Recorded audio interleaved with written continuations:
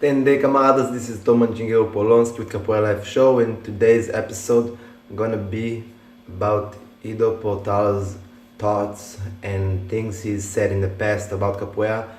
I watched many of his videos and got really inspired hearing him talk on movement and Capoeira as well.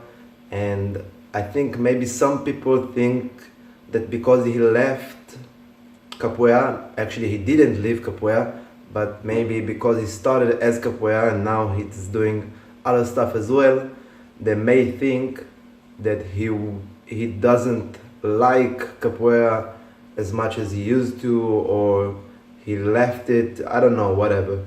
And here in this video you can see how much love he has for Capoeira, and I think you guys gonna enjoy this video. These people kind of being happy and moving, and I don't know, I just remember that. I was wondering what struck you about Capoeira when you were 15 that kind of made you go that way? Yeah, probably what struck me was the fancy stuff and not what it really is, which is first and foremost a social interaction. Right.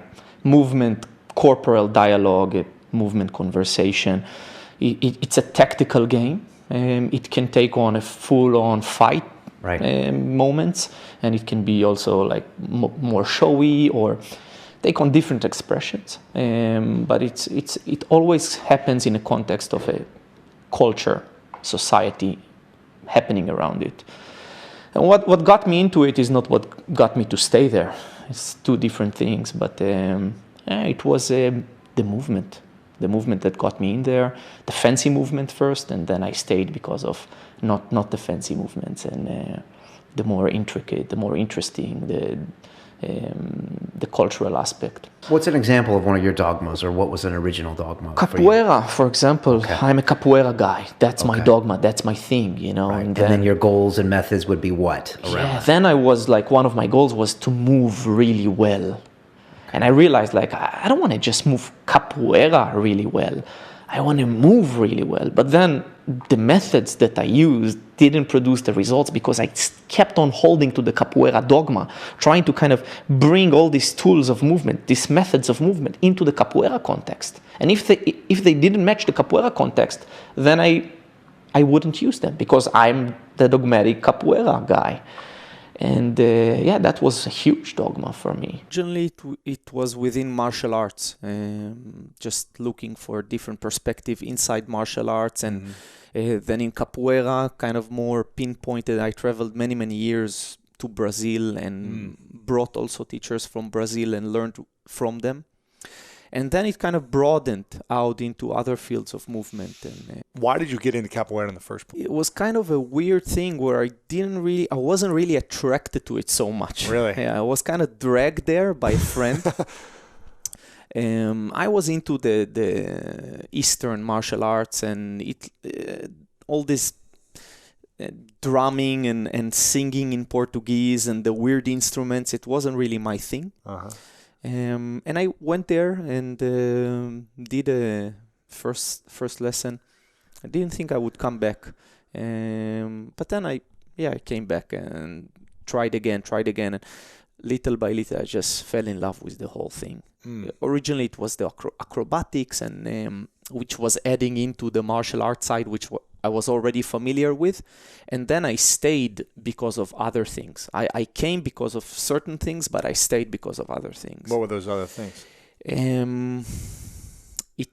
Capoeira is very deep, has very deep roots, and it touches something inside, very connected to tribes and tribal feeling and belonging and musicality and certain energy. It has a name in Portuguese. It's called axé.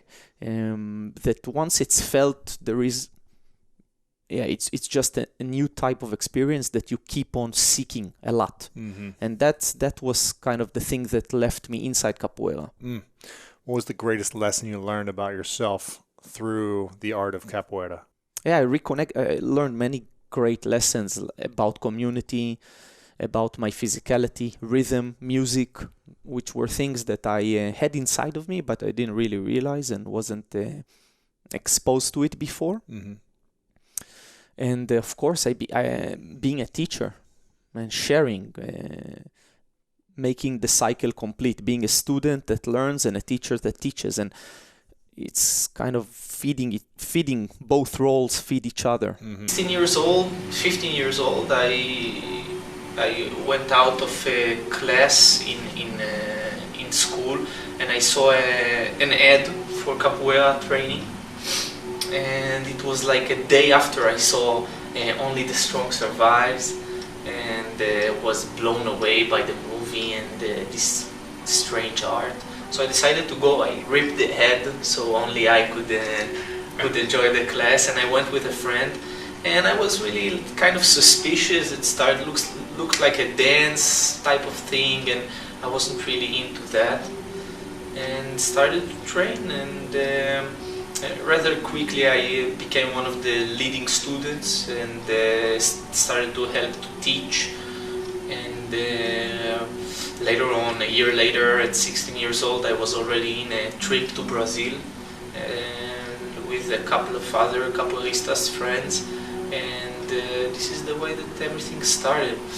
And later on, after many years of capoeira training, I started to become a bit bored with the direction that capoeira is going, seeing the same stuff over and over pretty much, and finding little inspiration in many of the capoeiristas and rodas that I would frequent. And I realized that I'm going to lose capoeira, and else I'll be able to bring some new motivation and inspiration into my practice. So I decided to explore some new areas, and some areas that doesn't quite combine directly into capoeira, and I decided to build a bridge between them and my capoeira. And this is the way that self-dominance started. I started to practice a lot of gymnastics and hand balancing, at first on my own, and later on with some more professional, with a more professional approach. And I started to do some special conditioning and work my flexibility in a more precise way, exploring anatomy and physiology, and exploring the mind, and using meditation to get into a kind of a zone type of control over my practice, and different aspects of training and conditioning the body and the mind. And this is what I mainly deal with now. I try to bring it into everything that I do, and I fell in love in various arts on the way, and I practiced them with no direct connection to capoeira, but afterwards I tried to implement it into my capoeira. I never lost this kind of my love to the art and my objective, and my capoeira master who taught me a lot, Idan, Mestre Idan, and many good capoeiristas that influenced me over the years. So guys, for all of you who watched the whole video, let me know what are your thoughts about Ido Portal. Do you like him? Do you agree with whatever he said about capoeira? Comment down below, subscribe to the channel. Axé!